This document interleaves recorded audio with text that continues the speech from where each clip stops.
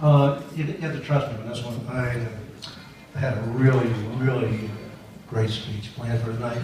It was, you were going to laugh, you were going to cry, you were going to be inspired, but the cats didn't get it. So I got to read this dumb one.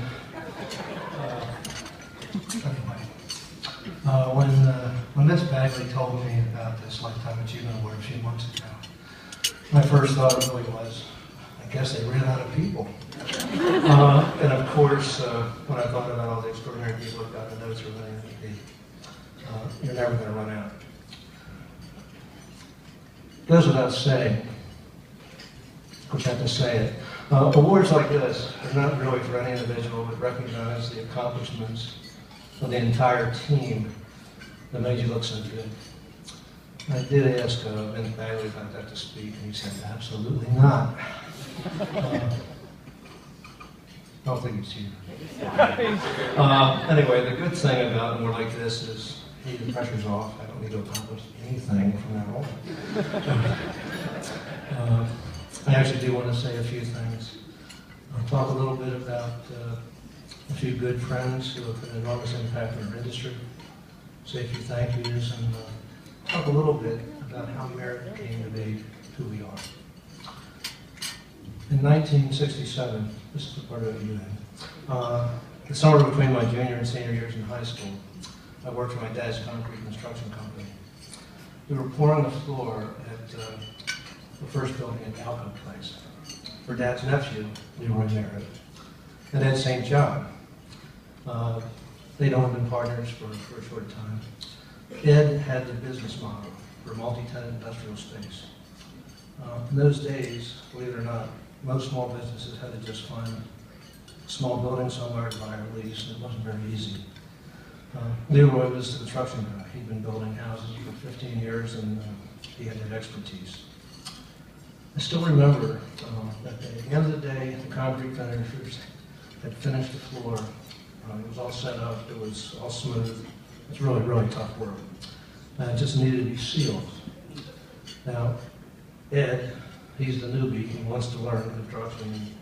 My title was gopher. You go for this, you go for that. And we were each given a sprayer, which looks like a fire extinguisher. It's full of sealer, which I think was made out of a model airplane glue and paint thinner. You pump up the sprayer and you squeeze the trigger, and this airplane glue mist came out. And then the wind would blow it all over you. So at the end of the day, your eyelashes were stuck together. You couldn't get a comb through your hair. And when you got home and took your shirt off, it would stand up by itself. This was before OSHA. Now, there was a point to that story. Hard to believe that 40 years later, the two companies which came from that partnership, Merritt Properties and St. John Properties, would have built over 30 million square feet of space, home to thousands of businesses, and probably 75,000 people that work every day. I really didn't see that coming.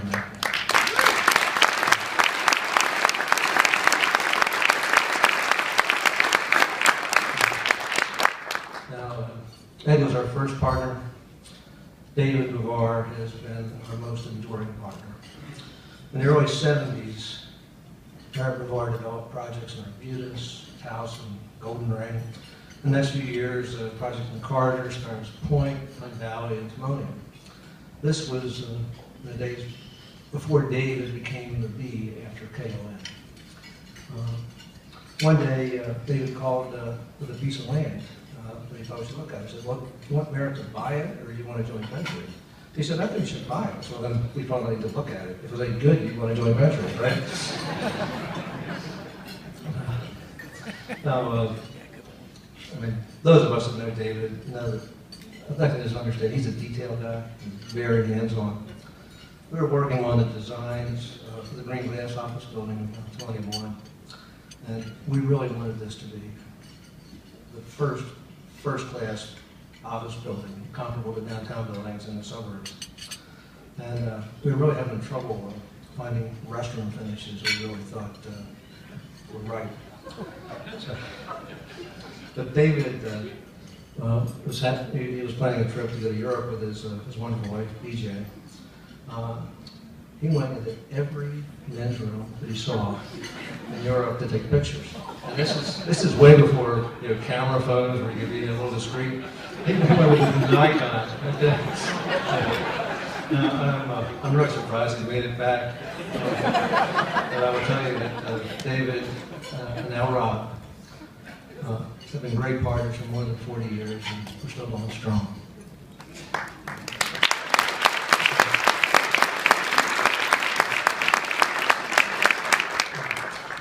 Being here reminds me of the very first networking kind of event I ever went to. They didn't call it networking then, they didn't know what that was. I was brand new, just getting started in the industry, working on project design, permits, ordering material, putting budgets together with our subcontractors. Our structural engineer, Dick Carroll, he was a brilliant engineer, a great friend, invited me to a building industry breakfast at the Hunt Valley Inn so I could meet some people. So I walked into the room, and Dick was the only person that even looked familiar. I mean, I knew nobody. So Dick walked over to the table, sat down, and he immediately fell sound asleep. We later learned that he had sleep apnea at the time. I'm not sure anybody even heard of sleep apnea. We just thought, isn't that weird? He falls asleep at the strangest times. So Dick's asleep, I don't know anybody. I look around and I see a younger guy at the front of the room. I said, well, I'm going to say hi to him. As it turns out, he was the presenter that morning, talking about a new concept in residential development, the condominium. None of us had ever heard that word before. The young guy's name was Clark McKenzie. The project was Still Pond, which is actually just off Fork Road near Vito's, if you know that. Clark went on to develop some of the really nicest suburban office buildings in the region, great development, brokerage, property management, finance company, with the team of McKenzie. We became friends, commiserating, sharing notes on how to deal with our bankers through the commercial real estate crisis of the early 90s. Clark is now a Wyoming resident, winters in Florida. I mean, it's a tough life here. Somebody's got to bear it. I actually ran into Clark, I guess 5 or 6 years ago, at a charity reception. And those of you who know Clark know he is absolutely the consummate gentleman. He asked me if he could give me some advice. And I'm thinking, wow, this man, he's accomplished a lot. I need to get his insight. So I said, sure. Okay. He took me to the corner of the room, where it was nice and quiet, put his hand on my shoulder, looked me right in the eye and said, play as much golf as you possibly can.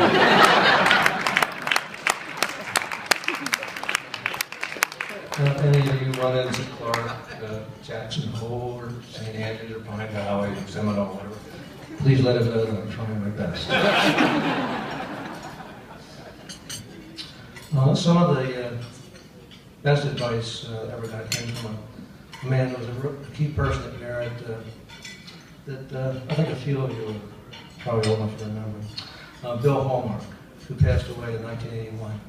He was a great friend of Leroy's at Western Maryland College, and he was actually the third person to work in the office actually before I got there. Bill really understood business. He understood cost accounting and finance. If we had titles, he would have been our CFO. One night after work, we talked about the responsibility of an employee in the company. He said that it's important to make your opinions known, especially if you disagree about a course of action. And once the decision is made, even if you have reservations, your job is to do everything you can to make it happen. If you really can't support the decision, you need to find another job. Everyone needs to be going in the same direction, and I've learned that that is just so true. Many of you know that in 1997, we became partners with Rothschild, really now on that, who provided a lot of capital to enable us to grow our company. I still can't believe you guys trust us with that much. Now, Pike, Beloyan, and John McGurk, they are New York guys. But believe me, they're the antithesis of Gordon Gekko, who was the Michael Douglas character in the movie Wall Street. These guys are calm, thoughtful, patient. You have to do the math, have to concentrate here. We closed an 8-year deal with them in 1997. Okay. 17 years later, we are still partners. We're not just great partners, but they've become close friends. About 6 months after we closed our deal, we invited Pike to a strategic planning retreat with our key employees, or about 30 of us. I'm seeing you cringing already, you remember this, that's funny. The purpose was to articulate our vision, to develop goals and strategy. I think you've all done these kind of retreats. And we got a list of 8 things. We felt pretty good about it. Things like help our people to realize their dreams. Now, we had listed treat people the way you would expect to be treated, but Leroy disagreed emphatically. We should treat people better than they expect. So we don't have the gold rule, we have the platinum rule at Merritt, thanks to Leroy. So anyway, we had this list, and our facilitator, Mike Hornbuckle, great guy, he asked if there was anything to add. Well, looked at it, and he said, I think we're good. But then Pike raised his hand and said, well, shouldn't it say make money somewhere? We did add it. But honestly, it was mostly the humor in it. We believe that if you do everything right, then the money's going to take care of itself. Now, there is one person here tonight who has nothing to do with real estate, but has been enormously important in my life. It's going to be tough. Carolyn, my wife, 31 years.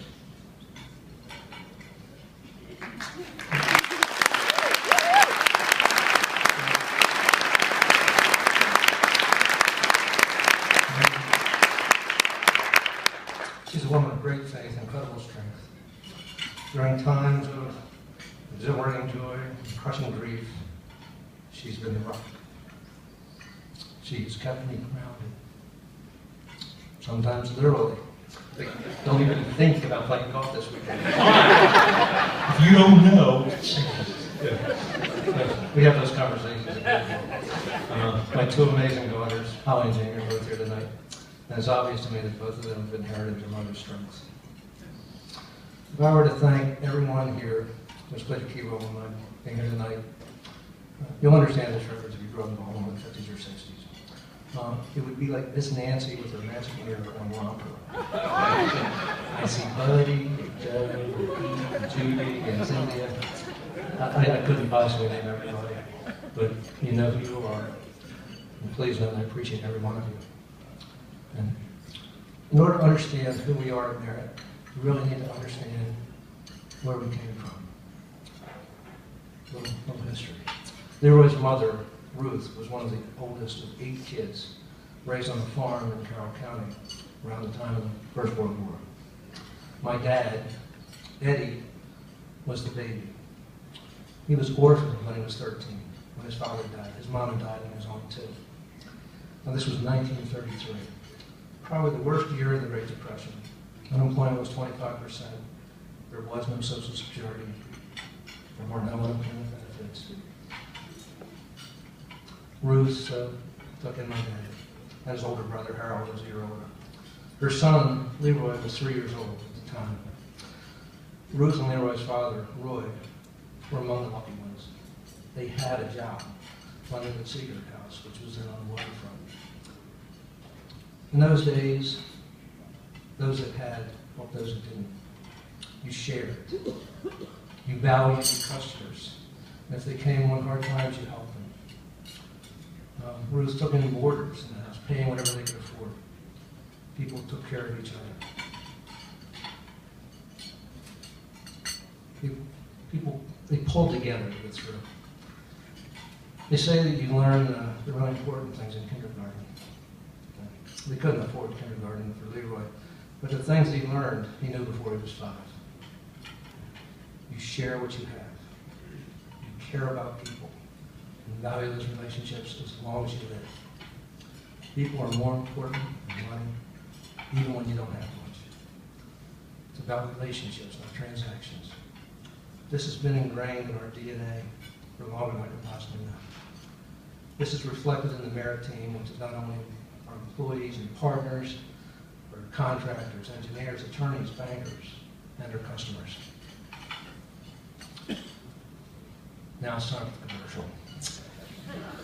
Anytime I have the opportunity, especially in front of an audience of business people, I define business people as anyone who works in the private sector for a paycheck. I can't help myself, but I ask you to please get involved in the political process. I don't know if I love it or hate it, but I know it's important, right? But it seems to me our leaders, both in Washington and Annapolis, don't really have an appreciation for the things that made America such an extraordinary place. They question whether free enterprises are the best way to organize an economy. They downplay the importance of individual responsibility, jeopardizing our freedom in order to take care of us. Please pay attention to what's going on. Encourage the people you work for to do the same. I would ask that you consider supporting Maryland Business Responsible Government and the ORG so that we might elect a legislature in Maryland that understands the importance of a positive business climate in our state. So that was a commercial. Thank you very much for listening. I very much appreciate this recognition of what everyone at Team Merritt has accomplished over the last 40-some years. Thank you so much.